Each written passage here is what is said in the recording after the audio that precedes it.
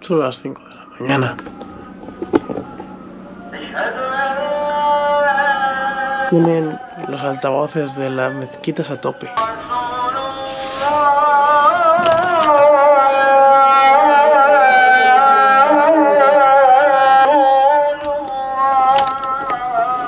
Esto ya me lo temía yo, ¿eh?